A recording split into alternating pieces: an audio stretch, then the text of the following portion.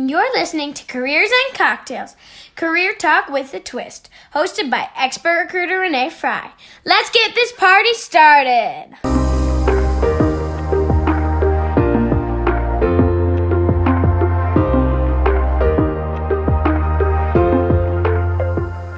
Hey party people, welcome back to Careers and Cocktails. Today I'm thrilled to have Tessi Russell from Healthy Solutions. She owns her own business. She's a rock star. We have something in common. We both used to work at Target, which is so crazy. And you're representing today. Yeah, I know. It's not my choice.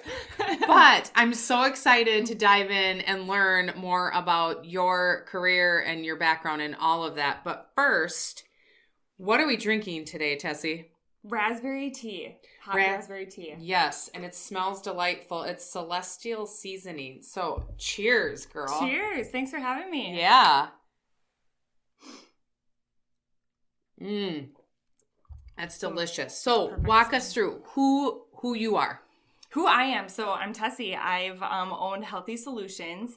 I'm a co-owner of Healthy Solutions for the past just over 4 months now, or just under 4 months now. Awesome. Yep. And my background, I worked for Target. That's what I've done ever since college. So I just really was looking for a new industry to be in, and this really tickled my fancy. So I love it. Now yeah. Tell us about your store. So she's in my building here in Hudson, Wisconsin, downtown Hudson.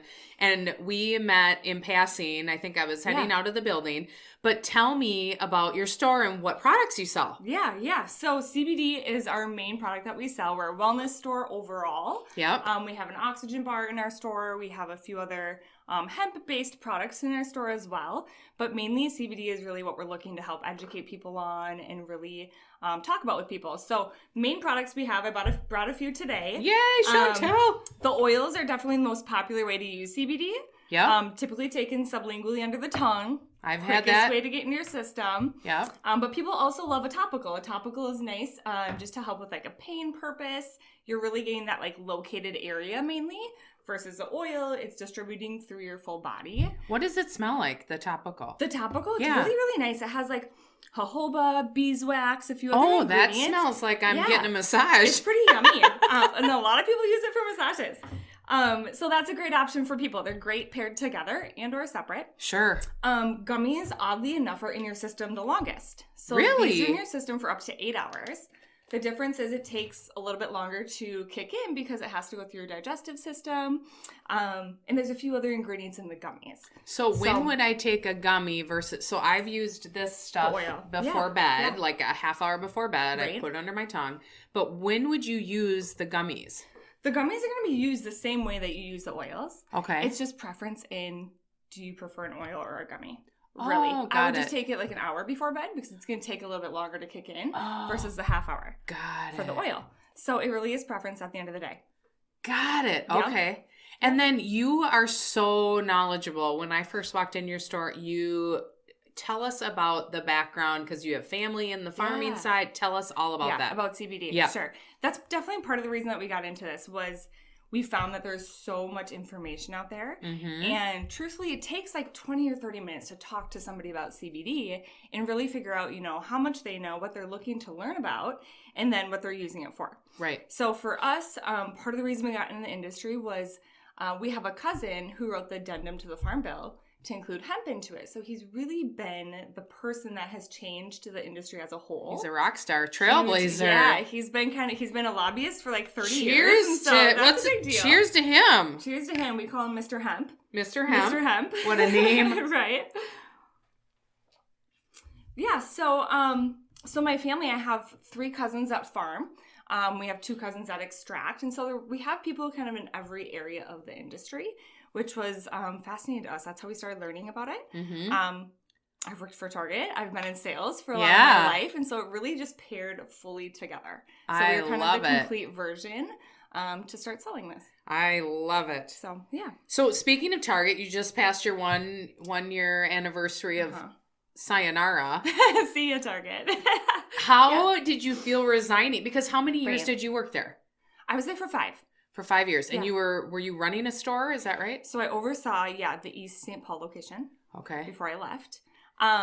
Yeah, Target. I loved Target. I really loved Target. I grew a lot at Target. Yeah. I just learned a ton of business skills, truthfully, working with them. A lot of team building. Yeah. I worked in store. Did you? Yep. No, I worked at the headquarters. Okay. Yep. So But I hired the leaders in the store. did you? Yeah, I've hired everyone in that organization. So Oh, that's all great. 14 headquarter pyramids, and then stores leadership in the field and distribution leadership in the field. Yeah, I know that company. Well, as it was 5 years ago. Sure. Complete. I had the whole landscape. How long were you there? 7 years. So a long time too. Yeah. Yeah, it was That's great. awesome. But now when you entered Target, tell Yeah. us, so how did you get to Target? Yeah. And then I want to hear how they developed you, because like I kind of have an interesting path. I was managing a restaurant in downtown Minneapolis. okay. And the restaurant closed. I got a call one day and they're like, sorry, we closed. And Just that day? Just that day. It was like, that's Did you it. shit your pants? Was- I'd be like, Absolutely. what is happening? Absolutely. It was like midlife crisis in my 20s. Like, Oh you know, my like, God. you just don't know. And so I had no idea what to do next, but I knew it was wise for me to get into like a corporate company to just help grow and learn and get, gain some more skills Sure. in my arsenal. So not knowing much about Target at all, I literally just applied for like a basic like team member position. Oh, shut up. Not An knowing hourly anything. role. Yes, not knowing anything. I mean, it was in my like early 20s. And so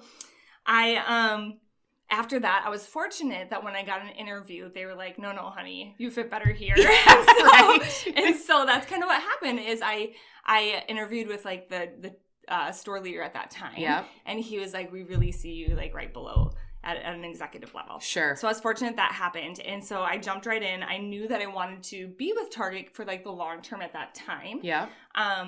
And so I wanted to get into every field that I could. So I started with the logistics right away. Oh. I jumped in overnight Yeah. and did that for like a year and a And half. in the store. So the like store. the back office. Yep. Or not back office, the back of the back store. end. Yep. Yep. Unloading the trucks Yep. and running that team. And I knew nothing about logistics, but my husband had been in a logistics field, like a third-party logistics field. So I Oh, knew cool. a little bit, I guess. At that time, he was in that field at home, working from home. And so I knew a little bit. Sure. So I jumped into that right away. I Yep. knew that would be my quickest path because I was going to have to do overnights eventually. So I was like, let's get that out of the way. Might as well. Yep. And so that was going to be my quickest path to get to, the highest level that I could in Target. Awesome. So yeah, from So there. when you were at the restaurant, how big was your team? Like were Not big. Like okay.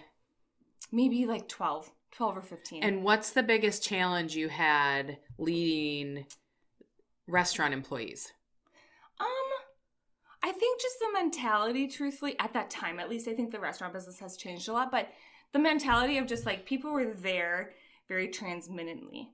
People would come and go very quickly because it was a type of job. It was like, well, I want to travel and do the other stuff. I mean, that was my mentality a little bit also. Sure. I wanted to travel and do other things at that time. So I think people were just dedicated differently at a Target versus the restaurant at the time that I was in. Got it. And So- then what's your biggest challenge leading people at Target?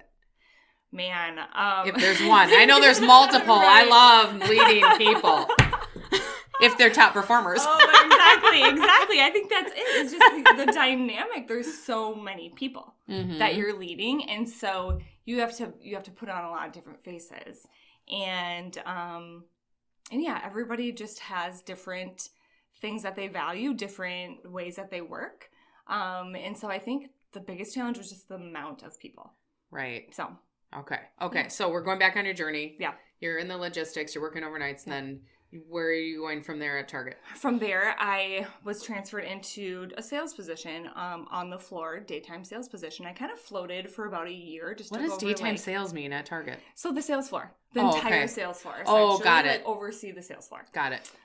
So you have to make sure your team is stocking the shelves. Correct. Or what do they call it? Zoning? Yeah, zoning, Zoning. bringing all the product forward, making that look nice. I did that at Christmas one time. At the Roseville store, we volunteered. Yeah.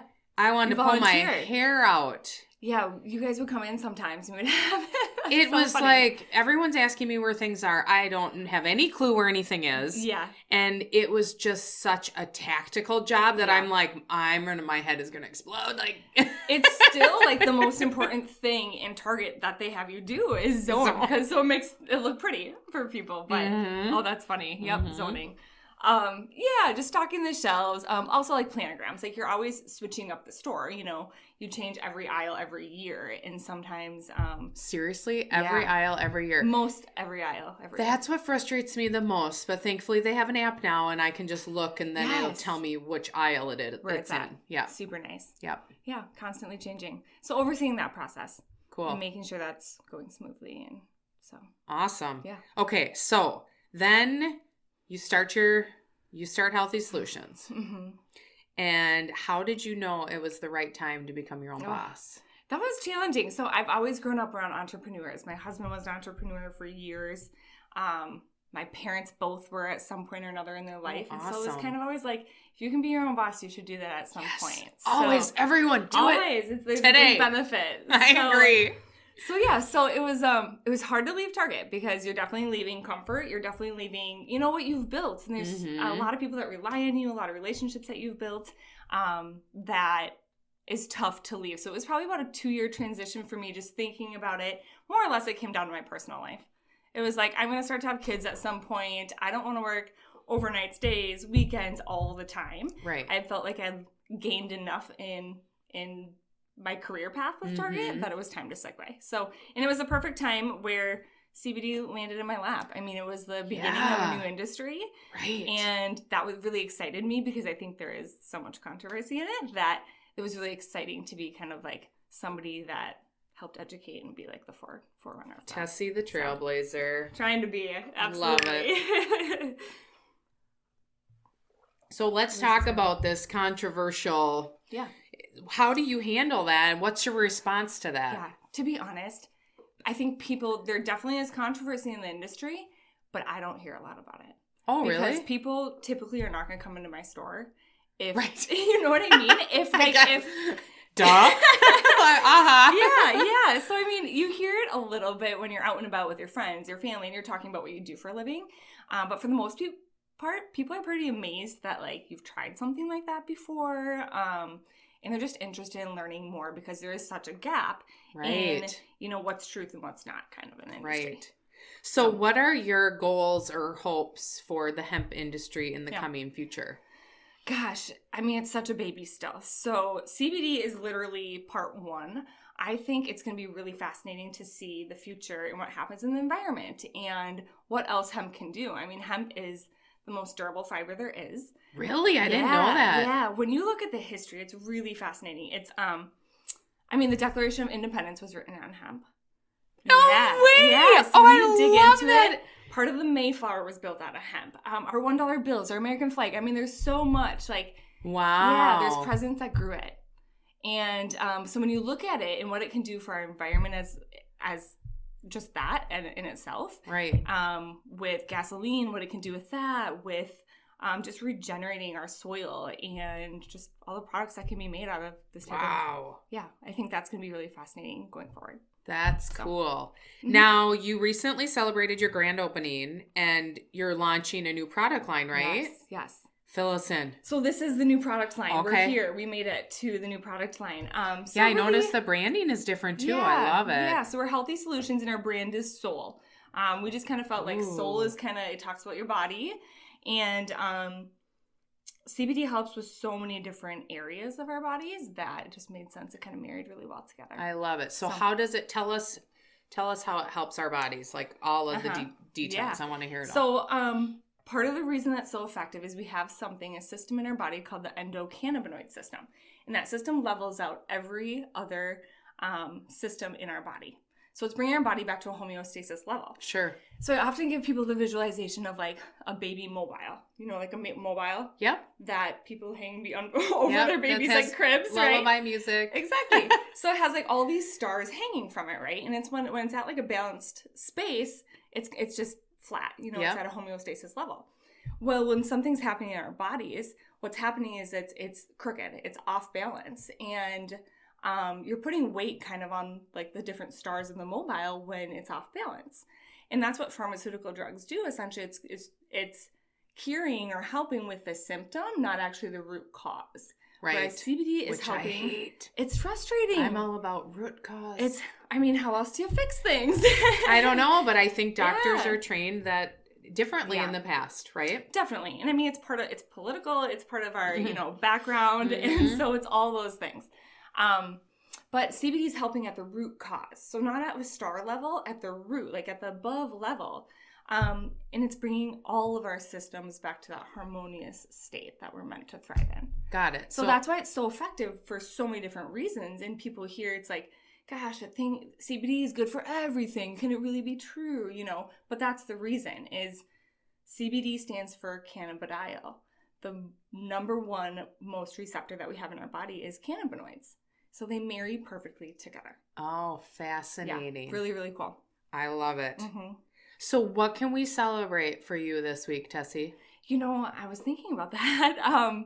And we've been working on a partnership with a pet company. So fascinating. So from insects on up into humans, we all have this system in our body, the endocannabinoid system. So it does the same things for our animals as it does for us.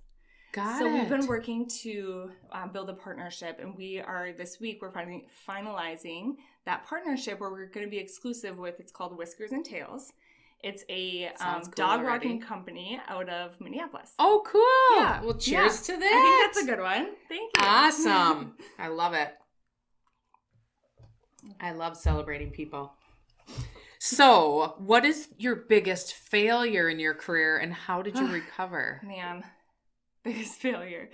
Or learning. I think, Target says fail forward. Oh, yeah. I'm sure you've heard that before, but I think truthfully it's been communication throughout some of my career path a little bit. Is you have to learn how to communicate in a certain way. And just really listening to people and what people are needing of you and looking for in their career path and helping them get there. Yeah. So I think it's just communication and navigating how to communicate effectively with people. Yeah. Because that can always be a challenge. So I think if you said something that if you said something incorrectly or that you didn't sit well with you, how would you go back and reapproach that individual? I think pretty easily, truthfully, but sometimes it takes more than like a day or two to realize like, hey, I could have dealt with that situation differently. Sure. You know what I mean? So I think in hindsight, it's often you find, well, I could have dealt with the situation differently, or I could have got somewhere different if I would approach that differently. Sure. Got it. And in the short time we've known each other, you seem super positive, upbeat, driven with a growth mindset. Yeah. Has that always been the case, Tessie? I get that often, which I appreciate. But no, definitely not. I think that you go through challenges in life and you just learn over time that by having a good attitude and by taking care of yourself truthfully is going to keep you moving in the right direction. Yeah. So it's a learned behavior. Yeah, it is, isn't it? Yep. What's the best advice you've been given? Man, I try to implement reading on like a daily basis in my life. So I feel like I'm constantly learning something new. What types of books are you reading? A lot of growth books. What's your favorite one that you've read recently? Gosh, I've been reading pregnancy books recently. Oh. That takes a lot of reading. Have you heard of T. Harvey? No. T. Harvey. T. Harvey. Gosh, I'm blanking right now. Who else? Eric Worre.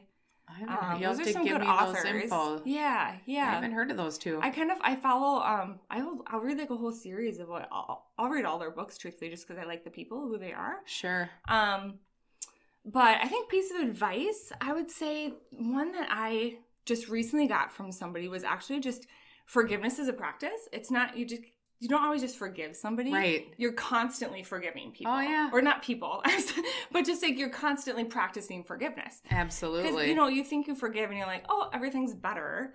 I mean, whether it's yourself or other people or a situation.